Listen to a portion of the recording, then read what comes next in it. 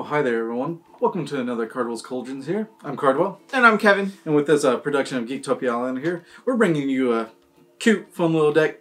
It is called Dinomancer. We're bringing dinos back from the grave. That's essentially what we're doing, and it's awesome. And oh my god, just hold on. It's going to be two colors. Just keep that in mind. It's going to be black, blue, of course. When you do a reanimated deck, that's what you really want to go with. But let's go through the spells first on how we're going to bring our dinos back. Now, of course, the #1 star of this deck is Connive and Concoct. We're going to mostly just do Concoct here because it's super good. If you watched any of our brawls, I get demolished by it every time. But, so, we'll do Connive. So for 4, 2 hybrid mana, 2 colorless, you gain control of target creature power 2 or less. Meh, it's okay. It can happen. Maybe if you're overwhelmed at that point, turn forward, then you're good. But we have Concoct here. 3, blue, black. Surveil 3, which is the key point in this whole thing. And then after you surveil, if you don't know what that is, you look at the top 3 cards, and you could rearrange them on top however you want, or if you don't want them, put them in the graveyard. Then you can return any creature from your graveyard back into the battlefield. Insane. Yeah. It's a beautiful card. Insanity good. Super beautiful card. I love it. Of course, we got 4 of those. Now, we also have Rise from the Grave, which is an old classic, like mediocre fun card. Yeah, and it's essentially Concoct minus the Surveil. Yeah. And if you really want to, if you don't want to pick out dinos from your graveyard, you can actually choose the opponent's graveyard too for creatures. Yeah. Just in case. Yeah, Rise from the Grave is from a graveyard, so cool. Yeah, cool. And then, of course, the Eldest Reborn. It's a saga. It's amazing. 4/1 saga. Each opponent sacrifices a creature or planeswalker. Each opponent discards a card on the next saga. And the next one is put a creature or planeswalker from any graveyard onto the field. So you can essentially take their Teferi if you need to, if you've killed it. Yeah. Or if you want to just bring back your big dude that you need to. But Kevin, we're not, their stuff is trash. Their deck is trash. And our deck is better because we have dinosaurs. You're bringing your dinosaurs back. Yeah, they're going to be way more powerful. Sorry, my bad. They're going to be way more powerful than any Teferi. Let's hold up on the big statements there, bro. Yeah, we'll get there. All right, #1 to help us out. Good old Lazav. We were discussing before we did this recording. He's a cutie, pretty much. So blue and a black. Whenever he enters the battlefield, Surveil 1. Seems good. He's a 1/3, and then you can pay X, which is colorless, and Lazav becomes a copy of a target creature in your graveyard, except that its name is Lazav. So any of the dinos you put there, well, he's that dino now. Yeah. So I mean, you're essentially not going to be able to get like enter the play abilities or anything. You don't get enter plays, but he's going to take a minute to make himself be a dinosaur. But when you do, you get to be an angry little Lazav. Yeah. Just a little Lazav, old man face on a big old dinosaur. Now, Kevin, go ahead. Yeah, can you talk about this card? All right, so the next little guy that I hadn't even heard of is a Tomb Robber. So it's a black and 2 for a 1/1 with Menace. He's a pirate, and you pay 1, you discard a card, and he explores. Yep. So even if you have him in your hand and you have a dinosaur in your hand that you don't care of, bam, he helps you. Like any creature that you draw that you don't care for, you get to ditch them and explore. And then whatever's on top, if it's another dino, put it in the field or the graveyard. Yeah, he essentially just helps set up your deck. Yeah. That's your whole purpose for literally him. This 10-cent rare is going to help us out, find what we need. Yeah. So the first dinosaur of the deck that you can reanimate, and he's actually one of the better ones. I mean, they're all really good, but this one's really awesome. I mean, there's a lot out there, so I had to pick a few. So it is Regisaur Alpha. 5 mana for a 4/4, but you're not playing 5 mana for him unless you're playing the way to return him. But alas, other dinosaurs you control have haste. Cool. And when he enters the battlefield, you create a 3/3 dinosaur with trample. Yeah. Literally why I really wanted this dino here is that they have haste. So if you're able to turn Lazav into Alpha and then Eldest Reborn makes one of your other dudes come in and you swing in, that's the only reason why I really have them. Whew. This is a spicy one. Trapjaw Tyrant. He's a 3/2 white dinosaur, 5/5 with an enrage. Whenever he's dealt damage, exile target creature. And then of course when Trapjaw leaves the field, you give the creature back, you know, Fiend Hunter and such.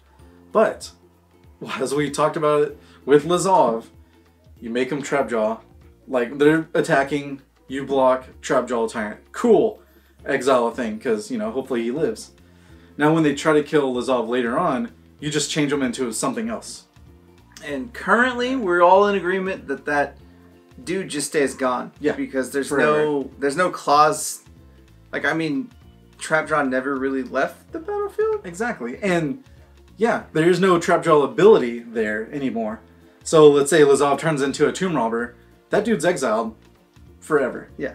Pretty sure that's how that works. Because there's no clause where he gets to go back. Yeah, we will find out for sure, but essentially that's how we're saying that works. Yeah, I'm pretty sure that does. But Etali, Primal Storm. I've been wanting to play with this card forever, and I'm gonna wait until next set comes out because of the lands and whenever they make Teamer Dinosaurs or Teamer something. But this guy, 4/2 red, he's an Elder Dinosaur 6/6. Whenever he attacks, exile the top card of your opponent and your library, and then you get to play those for free. It seems powerful to me. Seems good. Playing him one turn earlier for 5 seems awesome. Yeah, with Concoct, and then or make him Lazav turn into one and swing. It's just beautiful. Yeah. So the next big baddie we got is Nezahal, the Primal Tide. He's 7 mana for the blue Ledge Elder Dinosaur. Yep. He can't be countered. You have no maximum hand size. When an opponent casts a non-creature spell, you draw a card. That's the good one. And you can discard 3 cards, exile him, return to the battlefield tapped under its owner's control at the beginning of the next end step. So if he makes it in play, yep, he's super hard to get rid of. And Q fact, of course, this is the only dinosaur here that you can actually cast, which is Hey! good. Hey! And the fact that late game, if you're able to, you have dinosaurs in your hand, they try to kill it, discard them, done. Yeah. All right, this is a cute one, I think. Verdant Sun's Avatar, 5/2 green. When the avatar or another creature enters the battlefield, you control, gain life equal to the toughness. This is how you hopefully counteract with aggro's game 1, pretty much. Yeah. So turn 5, pop them out, you gain 5, and then hopefully anything else, you're good. I'll let you talk about your big boy. All right. Also, the main reason why I chose dinosaurs instead of just, you know, any other big creatures that we can. Gishath, Sun's Avatar. 5, red, green, white, don't care. It's going to cost 5. Yeah. It has Trample, Vigilance, Haste, 7/6. When it deals combat damage to a player, reveal that many cards from the top of your library. Any number of dinosaur creatures from among them, you put them in the battlefield. The rest of the bottom of the library of any order. That's why we're playing dinosaurs. Yeah, turn 5, you're like, cool, Gishath. Yeah. Oh, swing. Swing 7. What do I get? Hopefully. That's the dream right there. Yeah, hopefully you just get all the dinosaurs. Yeah. And then you just don't care, because you're just like, I got dudes. Especially with Avatar, you're just like, gain a bunch of life. Thank you. And again, this dude's really funny if he's in your yard and you have the ability to pay 8 for Lazav. Because you just be like, Lazav, pay 8. Swing. Awesome. Or you can swing beforehand, and then when they declare blocks or whatever, you're just like, holy, Gishath. Yeah, he's a Gishath. Now I get a bunch of dinos. Yeah, awesome. It's insane. And the final dinosaur of the main deck is Zetalpa, the Primal Dawn. It is 8 mana, 2 white and 6 for a 4/8 with flying, double strike, vigilance, trample, indestructible. Yeah, sounds good. Seems beautiful. I'll take a new Acroma for 5. Thanks. Thanks. All day. All day. Just to be able to, here's a big dude. You can't board wipe. Enjoy. Yeah. The dude's going to be... The only way you get rid of that dude really is settle. Yeah. And that's really about it. And it's okay, because we have things to protect that, yeah, for sure. Now, of course, Chart of Course is in the Phoenix decks, and it's just beautiful to draw 2 and then discard whatever you need. So that helps get the dinosaurs out. Discovery, Dispersal. Discovery, mostly what we're using. It's 1 and a hybrid mana. You surveil 2, then draw a card. That's the main reason it's there. I mean, if you need to use Dispersal, you can, but we're just really just surveilling. Yeah, Dispersal, if need be, is 3 blue-black. Go ahead and each opponent bounces the highest mana cost of what they control. So, yeah, it could be good. Yeah. But that's what we don't want to use it for. Yeah. Go ahead. Next up is Thought Erasure. It is a blue-black for sorcery, and you look at the target opponent's hand, choose an online card from it, they discard that card, and you surveil one. Yeah. Pretty much all I wanted to do with this deck is surveil as much as possible, get to what you need to go ahead and, you know, grab your dinosaurs back. And Thought Erasure helps you because it clears your way. Yeah. You have to think a little bit ahead of time because you're like, if they have a settle, you got to make sure it's gone. So you're just like, get rid of that order.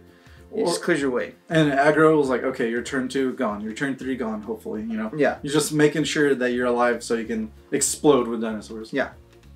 And of course, Sinister Sabotage. I don't have kill spells in the main board, but I figured this or any kill spell would do. But Sinister Sabotage, 1 and 2 blue, counter target spell, surveil 1. Simple as that. Yeah, all day. Yeah. It's a great counter spell just in general. You're literally just like, hopefully turn 2, Thought Erasure, turn 3, Sabotage, turn 4, just something, and then turn 5, get your dudes back. Yeah. The lands are super simple. I mean, you're just playing blue-black. Yeah, that's literally all you're doing. So you're at Drowned Catacombs, 4 Watery Graves, 8 Islands, and 7 Swamps. That's where we're at. We're going real hard in the paint with the recursion here. Yeah. And resurrection. I mean, that's what legacy reanimators do, so you might as well. It works. Done. Now with that, of course, we're going to just do honorable mentions instead of sideboard because, you know, there's a lot of choices at the moment. But honorable mention, Stitcher Supplier. I thought it'd be a good 1-drop to block, and especially against the aggro matchup. It's 1 black, 1/1 zombie, enters the battlefield or dies, put the top 3 cards of your library into the graveyard. Just helps filters out. Mm-hmm. Again, for the aggro matchup is Ritual of Soot. Yeah. 2 mana, or 4 mana total, 2 black and 2 for sorcery, destroy all creatures with current mana cost 3 or less. And hopefully at that point, you're not going to care about that. You're going to have big dudes anyway. Yeah. I mean, you're not worried about that thing happening. Yeah. And then Temple Altisaur, it's a 4 and white, 3/4. And if a source would deal damage to another dinosaur you control, prevent all that but 1 of that damage. Just awesome. Insane. Why not? This is definitely against Mono Green Stompy for sure. Because if they do a turn 4 Galta, hopefully you do a turn 5 something like, I don't know, Trapjaw Tyrant. So all that damage prevents but 1, exile your dude. Thanks. Yeah, and it's also against Burn because Burn can just be like, get out. But you're just like, nah, no. My dudes take 1. Yeah. Thanks. Enjoy that. Thanks, Lightning Strike. You go to my face now, not my dudes. And the final dude is my other big favorite dinosaur, Tetzimoc, the Primal Death. He's 6 for a 6/6 Death Touch. And when he comes into play, destroy each creature your opponent controls with a prey counter on it. And you can pay a black, reveal him from your hand, and target thing gets a prey counter. So don't let that discourage you, and you can only do that as a sorcery, which is kind of sad, yeah, but that's sad. Okay. But you could still be like prey counter, prey counter, prey counter, tomb robber this dude, concoct him, kill all your dudes. Yeah. So he's still worth it, and he's also gives you another way to play a main board actual like dude you can play if you really wanted to. Yeah. But he's super good because he gives you that spot removal. Yeah.